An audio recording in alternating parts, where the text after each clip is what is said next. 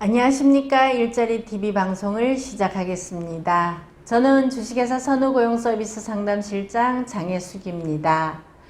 잡코칭 9번째 시간입니다. 이번 주제는 보상입니다. 보상을 사전에서 찾아봤습니다. 어떤 행위를 촉진하거나 학습 분위기 따위를 고취하기 위하여 사람이나 동물에게 주는 물질이나 칭찬이라고 되어 있습니다. 보상에는 내적 보상과 외적 보상이 있습니다. 내적 보상은 목적 달성에 대한 보상으로 다른 사람들에게 칭찬을 받거나 직접적인 대가가 있든지 없든지 간에 목적을 달성했다는 것 자체에 대해 내적인 만족감, 성취감을 가지는 것을 의미합니다. 외적 보상은 학습자의 학습활동에 대한 외재적 동기를 유발시키는 수단으로서 학습활동 자체와는 관계없이 타인에 의해서 통제되는 돈이나 음식, 그리고 특권 등이 주어지는 것을 의미합니다. 그렇다면 외적 보상과 내적 보상 중 어떤 것이 더 효과적일까요? 어떤 사람들은 동기부여를 위해서는 인센티브 등 외적 보상이 가장 효과적이라고 주장하고, 또 어떤 사람들은 성취감 등 내적 보상이 더욱 효과적이라고 주장합니다. 사실 보상은 일의 성격에 따라서 보상 방식을 결정하면 됩니다. 기계적 성격의 업무는 인센티브 등 외적 보상이 효과적이지만 창의적 성격의 업무는 성취감 등 내적 보상이 효과적입니다. 가장 효과적이기는 보상을 인식하지 않고 일에 집중할 수 있도록 보상 구조를 설계하는 것입니다. 예를 들자면 인센티브가 높은 판매 직원의 경우 인센티브가 일을 지배하게 되는 현상이 발생합니다. 인센티브의 유혹에서 벗어나 고객 만족이라는 판매의 본질에 접근하지 못하며 우수한 영업 성과도 달성하지 못하게 됩니다. 직원들에게 외적 보상을 제공하게 될 경우 가급적 기본 연봉 비율을 높이는 것이 바람직합니다. 내적 보상이 효과적이기 위해서는 평균 이상의 외적 보상을 전제로 해야 한다는 점을 꼭 기억해야 할 것입니다. 이렇듯 보상 방식의 여하에 관계없이 올바른 보상과 잘못된 보상도 있습니다. 회사의 관리자들은 팀워크가 중요하다고 자주 이야기하지만 실제로는 개인의 업적에 따라서 보상을 하고 있습니다. 심지어 종업원들이 왜 서로 치열하게 경쟁하는지 의아해합니다. 또한 경영진은 품질이 중요하다고 역설하면서도 겉만 그럴듯한 일을 한 부하는 나무라지 않고 품질에 집중하다가 생산량을 달성하지 못한 부하를 나무랍니다. 이 사회에서는 윤리적인 관리자의 중요성에 대해 소리 높여 이야기하고는 윤리적으로 의심스러운 행동을 보인 관리자에게 승진의 기회를 주는 경우가 허다합니다. 무엇이 문제일까요? 보상에 있어서 오류를 범하고 있는 곳은 우리 사회 곳곳에 산재해 있습니다. 일부 경찰서에서는 마일리지 제도를 적용해 포상을 하고 있다고 합니다.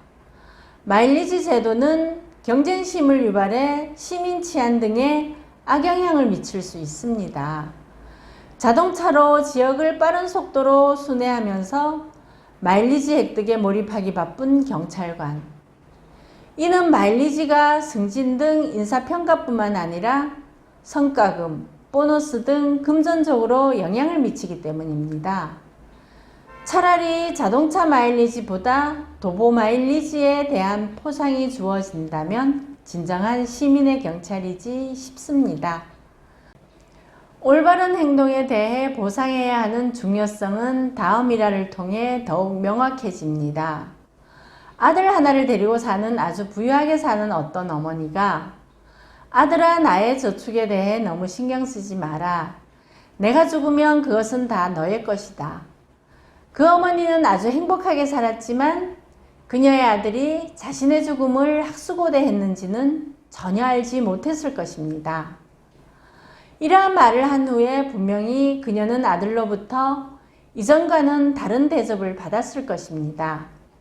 왜냐하면 그녀가 죽게 되면 그 아들이 거대한 유산을 상속받도록 유언장에 쓰여 있었기 때문입니다.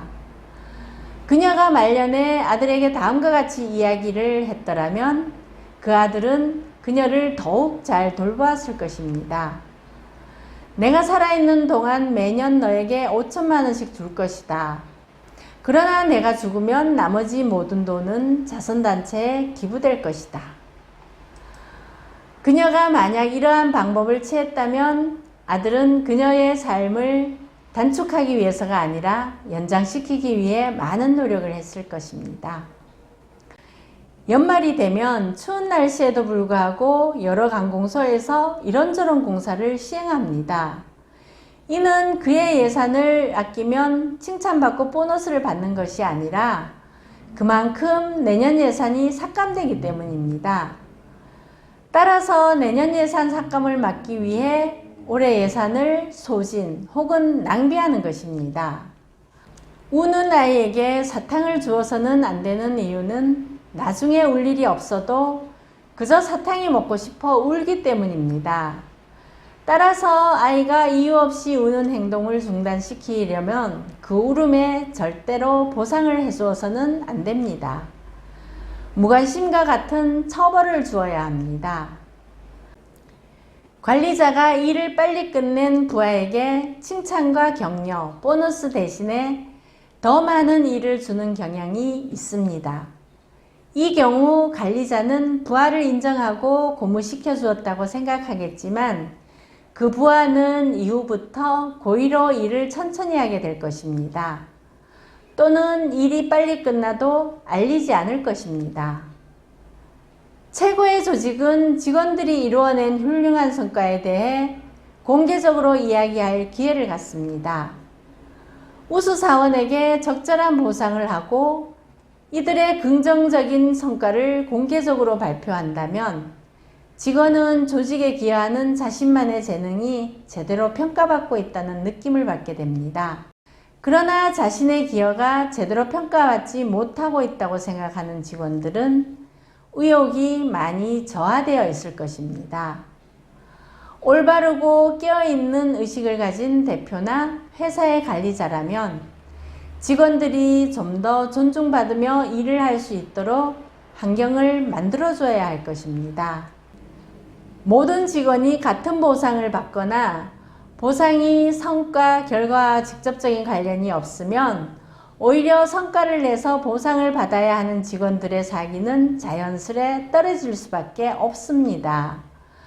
최고의 조직은 긍정적인 결과를 달성하고 조직의 비전과 가치를 실천한 직원을 높이 평가한다는 걸 분명하게 보여줍니다. 이렇게 보상에는 내적 보상과 외적 보상, 그리고 올바른 보상이 있는가 하면 잘못된 보상도 있습니다. 내적 보상과 외적 보상을 잘 활용한 올바른 보상은 보다 더 큰 성과를 낼 수 있을 뿐만 아니라 쓸데없는 낭비를 막을 수 있습니다. 오늘 보상에 대한 얘기 나눠봤는데요. 오늘 방송 도움이 되셨다면 구독과 좋아요 버튼 눌러주시고 주변에도 많이 공유해 주시기 바랍니다. 지금까지 기분 좋은 구인구직의 주식회사 선후고용 서비스 상담실장 장혜숙이었습니다.